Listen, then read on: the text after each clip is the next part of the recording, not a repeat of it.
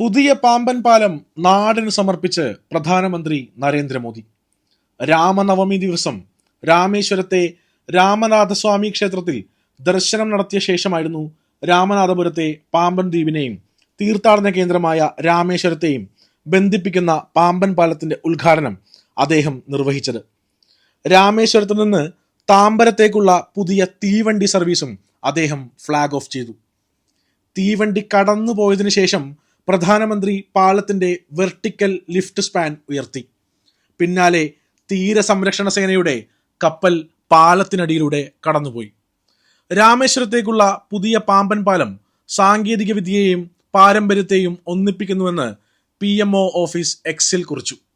പഴയ പാമ്പൻ പാലത്തിന്റെ നിർമ്മാണം 1911 ആരംഭിച്ച് 1914 പൂർത്തിയായത്. എന്നാൽ 1964 രാമേശ്വരത്തുണ്ടായ ചുഴലിക്കാറ്റിൽ പാമ്പൻ പാലം തകർന്നു. ധനുഷ്കോടിയുടെ ഭാഗങ്ങൾ കടൽ വെള്ളത്തിൽ മുങ്ങി.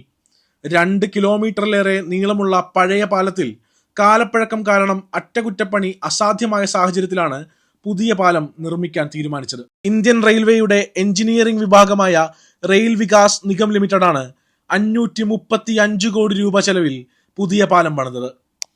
സമുദ്രനിരപ്പിൽ നിന്ന് 6 മീറ്റർ ഉയരമുള്ള പുതിയ പാലത്തിന് 2.08 കിലോമീറ്റർ ദൈർഘ്യമുണ്ട്.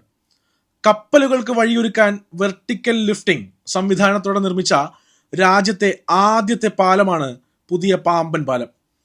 18.3 മീറ്റർ അകലത്തിൽ 99 തൂണുകളും നടുവിലായി 72.5 മീറ്ററുള്ള നാവിഗേഷൻ സ്പാനുമാണ് പുതിയ പാലത്തിലുള്ളത്.